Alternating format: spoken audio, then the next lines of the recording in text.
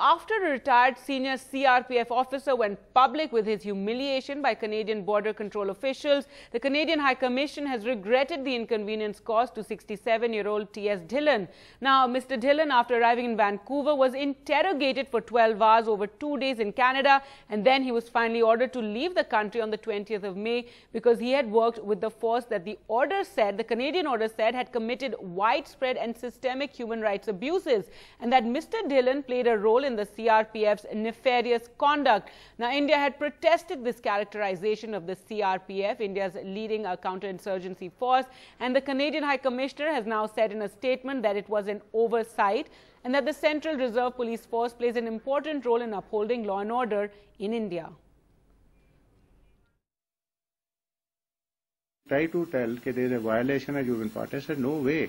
Neither me nor any of the person working under me is ever involved in any sort of thing. And CRP is a very well organized, great organization which is known for discipline and conduct.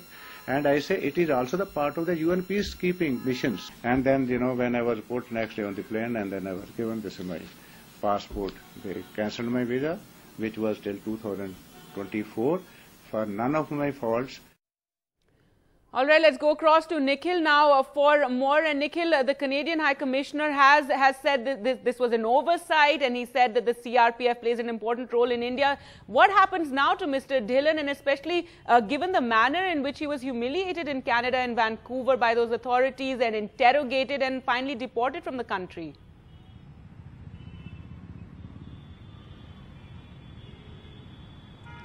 That's right, Gargi. In fact, the Canadian High Commissioner to India, as you pointed out, issued that statement yesterday where he regretted the inconvenience caused to TS Dhillon. Mr. Dhillon, for his part, has demanded an apology from the Canadian government. He said that he's been traveling to Canada for the past 30 years, and it's the first time that, he's not only been stopped, but interrogated in this humiliating manner where his credentials in the CRPF, he retired, incidentally, as the Inspector General of Police of the CRPF in 2010.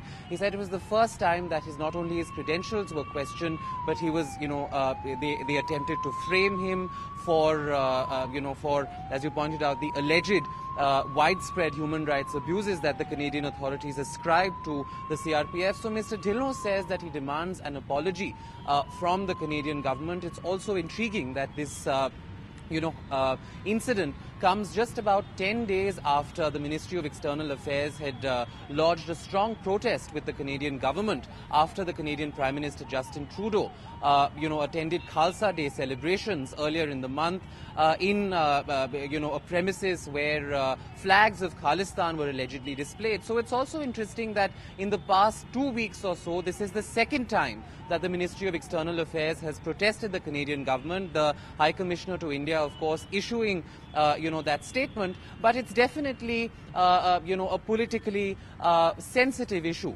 if I may. Not only does it involve a senior official of the CRPF and, this alleged, maltreatment and humiliation and discrimination to him, but it's also a sensitive political issue, given the sort of relationship between India and Canada. So that is the situation at the moment. Mr. Dhillon has demanded an apology from the Canadian government. All right, Nikhil, we'll wait and see what happens next. Thanks so much for joining us with those details.